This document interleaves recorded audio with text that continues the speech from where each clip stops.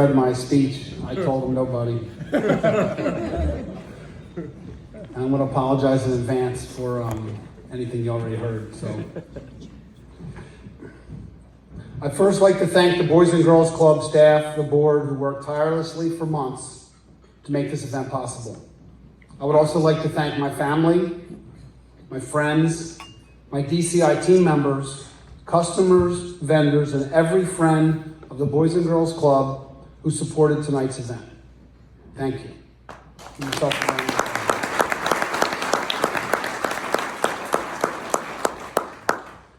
When Patty Withington, our executive director, selected me as this year's honoree, she only had one reservation. Patty was terrified that I was going to use the F word in my speech.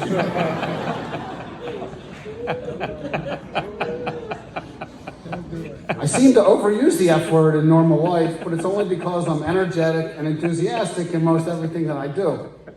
So let's just get this out of the way, Patty, so she can relax. F is for future. I'm glad that's over with, Patty. You cannot believe how many group chats there were about Rustin saying the F word. It's hilarious. The children are our future. As mentioned previously, several years ago, I went to the Salesforce conference in San Francisco. There were more than 90,000 attendees, and Salesforce, for those that don't know, is a cloud-based, $7 billion a year company that began by creating client relationship management software and has grown into a true enterprise software company. In the keynote address, Mark Benioff, Salesforce CEO, told all of us, all 90,000 people, that the children are our future. He went on to explain that if we invest in the children today, then we will have a bright future tomorrow. Mark suggested, as the video said, that we go to our local elementary school and ask one simple question of their principal: what do you need? And imagine if 90,000 people went to 90,000 principals, what a difference that would make. Well, we took that very seriously and decided to ask that question to the director of our Boys and Girls Club that's literally our neighbor in Glassboro. I think the director was shocked, but this four-word question began a wonderful relationship between my team and the Boys and Girls Club of Gloucester County. This simple question has literally helped make our club a better place. And a side note, I sent this story back to Mark Benioff, CEO of a $7 billion company last month, and he sent us $10,000. So way to go, Mark Benioff.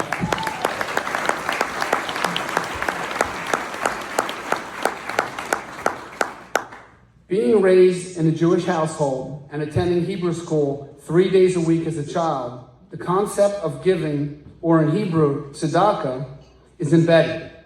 Tzedakah means righteous behavior and is often paired with justice. In Jewish thought and tradition, material support for those in need is not just a matter of charity. It is a term that implies generosity beyond what may be expected. It's actually more of a requirement. I remember as a child, my mom supported a Jewish family that recently immigrated from Russia with nothing more than their clothing. My mom collected everything they needed: food, money, an apartment, housewares, you name it. And after they settled, my mom learned that music was very important to these folks, and she even found someone to give them a piano. So giving seemed normal to me. As a high schooler, I was fortunate to attend Westtown Friends, a Quaker-based boarding school in Westchester, Pennsylvania. The concept of our community and serving the community was at the heart of the school. The school emphasized the importance of community at large in every aspect of life. For example, we didn't have locks on our dorm rooms. Why? Because in a community, why would you need to lock up your stuff? Also, the school service network program was as important as sports. So volunteering for a widowed family or at a nursing home fulfilled your extracurricular requirements as much as being on the soccer team. Westtown also set a great example of giving opportunity to kids from underserved communities. The result was an extremely diverse school with students from every socioeconomic walk of life. And we all live together 24/7 serving the Westtown community. Now, I'm mentioning these examples because I want you guys to understand where I come from. These concepts of community and giving are woven into my fabric. This year marks 33 years in business. We started literally with $50 that my partner Frank, who's sitting right over there, his wife Fran, gave us.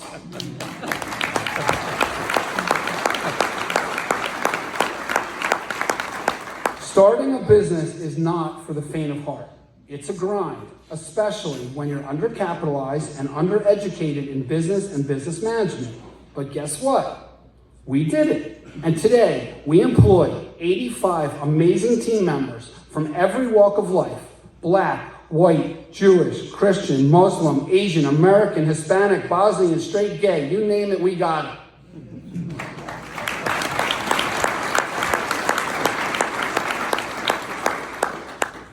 It takes a team to make a business, and over the years, we have had some truly dedicated partners, many of whom are here tonight. A few of these partners had the faith in us and literally gave us credit and gave us machinery and gave us supplies when we started out, and they're still dedicated partners over 30 years later. And for this, I am grateful to each and every one of you that's here tonight and who has supported us. Thank you.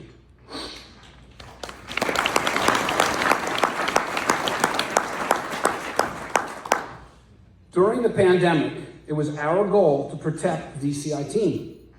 We organized ourselves, we distanced ourselves, and we made sure that every team member got a 40-hour paycheck through the entire crisis.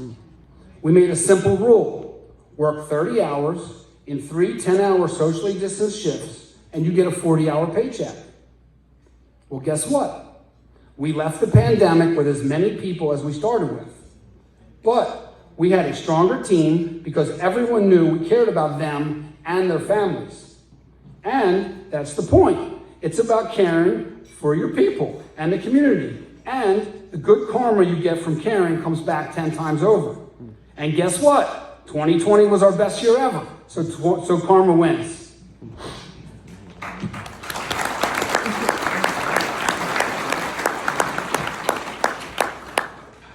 As mentioned previously, our company is driven by a set of core values, 6 core values as a matter of fact.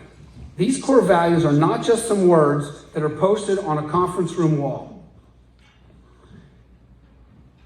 Every employee has them in a printed out, wallet-sized fold-out. We live by these every day. But even more importantly is that every employee is empowered to make a decision based on these core values. So what are these core values? A drive to succeed. Do the right thing always. Be a team player. Equality. Do great work and grow yourself and others. For example, at DCI, if a supervisor wants to take their team out to lunch because they did great work, the cost is never questioned. If a salesperson gives a customer a concession because it was the right thing to do, then the decision's final. We also work hard to hire folks that align with our core values. These values are also used in the interview process to be sure that each new team member align with our core values. Every one of these core values align with the work that we do with the Boys and Girls Club. For example, giving to the club is clearly an example of growing yourself and others.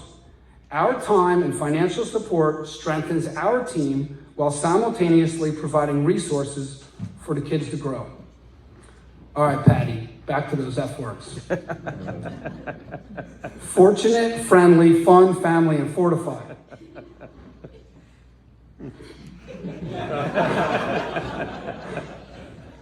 They were actually suggesting last night words I should use instead of the F word. Funny. I was dying. I feel fortunate to be able to work with the Boys and Girls Club. Our team at DCI has worked very hard to fortify the club in many ways. You heard about some of them, but I'm going to tell you again. Let me give you some examples. Our service to the club simply began by funding and organizing the holiday party. We provided food, gifts, volunteers to be sure the kids had a very special day. Every child went home with a big bag of gifts and a full belly. This has been fun, and we continue this tradition through the pandemic, and will continue to do so into the future. We sponsored the 5K, which has been a terrific fundraiser, and we're going to continue to do that. Something really special we did in the last few years is to provide 16 brand new laptops for the club. The kids now have modern computers. We can watch the kids blossom in a tech-filled world with the latest technological tools.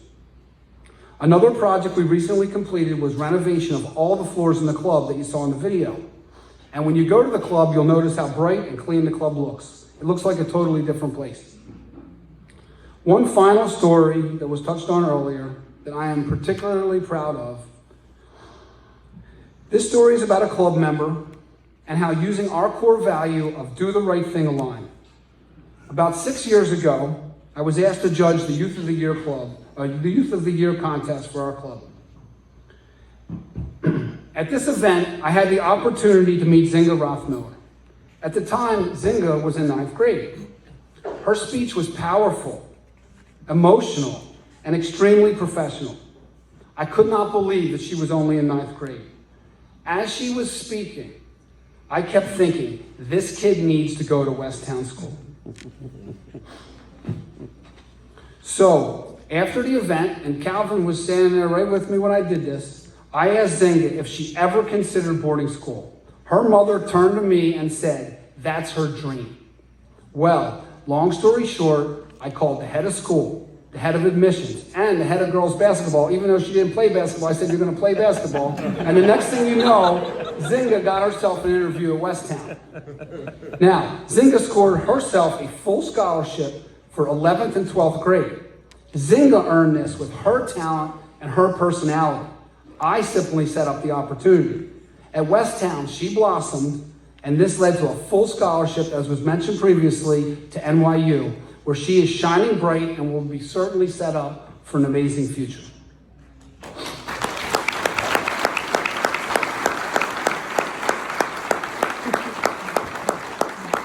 Friends, this is what I'm talking about. The children are our future and require us to set them up for success. The Zinga story goes to show you that it takes caring and a little vision to help a child. The secret to all of our success is to set others up for success. It's not to do the work, but to set people up, build people up so others can shine. It's asking, how can I help you be better? How can a supervisor set up their team to make a project smoother? How can a sales manager create a system to make selling easier? And how can we set up the kids at the club to have a bright future? The future they are dreaming of. They want to be engineers. They want to be math teachers. They want to be police officers. They want to be veterinarians, and they want to be more. We all need to go the extra mile and help a kid, encourage a kid, and be sure their future is bright, because as mentioned previously, their future is our future. All this work is so our club kids can have a fun, friendly, and family-oriented space. The club ensures that our kids have a safe, nurturing space to go after school, a place to do their homework, a place to get tutoring, a place to learn how to use a computer, a place to get a hot meal, a place to learn how to be a good friend, and a place to build the foundation to be a good citizen. In short, a great place to begin building great futures. And now that we have our teen program with Rowan College, our teams will continue to grow beyond the club and be set up for their futures. So, Patty, this brings me to my last two F words. First class and finish line. The reason we are here tonight is to provide a first-class club for the kids. Just having a place for the kids to learn and study after school is not good enough. The kids need to arrive at a first-class place. The way we give the kids, this way, we give the kids a baseline of what first class looks like. A place that is clean, bright, modern, and safe. A home away from home, staffed with the best people.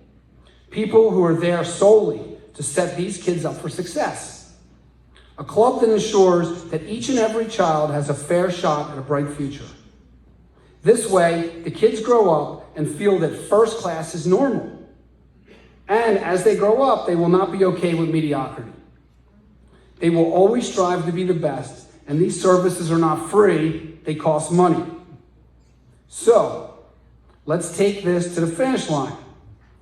So it's simple. Many of you have already given to tonight's fundraiser. Thank you for this. Some of you are invited guests and haven't even had the opportunity to contribute. Now is everyone's chance to contribute or contribute a little bit more. Ask yourselves, if the future of our youth is important to you, then dig deep, dig deeper, and contribute a little bit more. Use the text line, use the QR code, raise your hand, I'll come and help you. I really want to thank everyone for coming out tonight. Your generosity is setting up the kids for a bright future, and remember, their future is our future. Thank you and good night.